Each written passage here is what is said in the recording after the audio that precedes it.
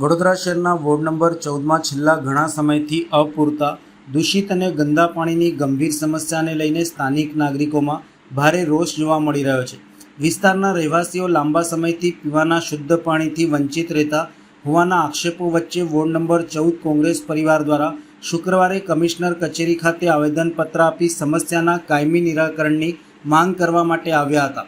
Khanderao market સ્થિત commissioner કચેરી gate ખાતે બપોરે 4:30 કલાકે કોંગ્રેસના કાર્યકરો અને સ્થાનિક આગેવાનો એકત્ર થયા હતા અને મ્યુનિસિપલ કમિશનરને આવેદનપત્ર પાઠવી વોર્ડમાં ચાલી રહેલ પાણીની સમસ્યા અંગે રજૂઆત કરવામાં આવ્યા હતા।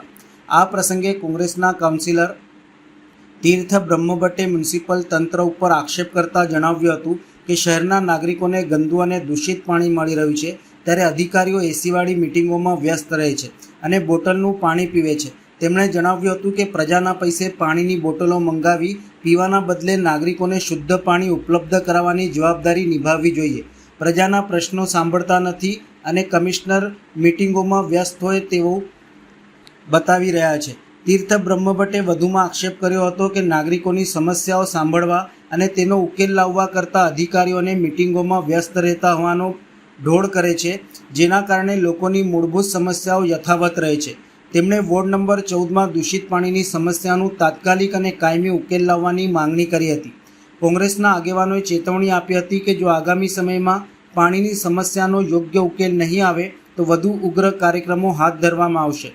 મ્યુનિસિપલ કમિશનર અરુણ મહેશ બાબુ દ્વારા મિટિંગોનો દોર તો ચાલુ રાખવામાં આવે છે, પણ જમીની ધરાતલ ઉપર તેનામાં કોઈ ફરક દેખાતો નથી, જેને લઈને પણ લોકોમાં આક્રોશ જોવા મળી રહ્યો છે। ઈટિંગ મિટિંગ ને ચીટિંગના બહાને મિટિંગમાં બેસી ગયા। અમારી જનતા છેલ્લા 15 દિવસ મહિનાથી આ ગંદુ પાણી પી રહી છે। લોકો અંદર મિટિંગમાં બિસ્લરીનું પાણી પી રહ્યા છે। આ એક નગરસેવકના ઘરનું પાણી છે, મારા ઘરનું પાણી છે। મારા ઘરે જો આ પાણી આવતું હોય જે લોકોને બિસ્લરી પીવાનો અધિકાર નથી। કમિશનર જનતાના નોકર છે, એ નોકર છે ને બિસ્લરી પીતું હોય જનસેવક, એટલે જનતા જો આ પાણી પીતું હોય તો શરમ આવવી જોઈએ। એટલે મળવા માટે આ સિક્યુરિટી ઊભી કરી નાખી છે, જેને અમે કોઈ આતંકવાદી હોય આમાં જો આતંકવાદી બીઓ કરવામાં આવે છે। અમે ખાલી મિટિંગમાં જઈને રજૂઆત કરવા આવ્યા છે કે સાહેબ આ પાણી પી રહ્યા છે, તમને નથી ન્યાય આપો, જનતાને આપો, તે છતાં પણ અમને મળવા દેવામાં આવતા નથી। તો કોના બાપની દિવાળી ચાલે છે? અંદર બિસ્લરીનું પાણી કોના બાપના રૂપિયા આવે છે? જનતા જગનું પાણી પીએ ને પોતે બિસ્લરી પાણી પીએ, આ નહીં ચાલે। હવે આ બંધ કરી દેવું પડશે।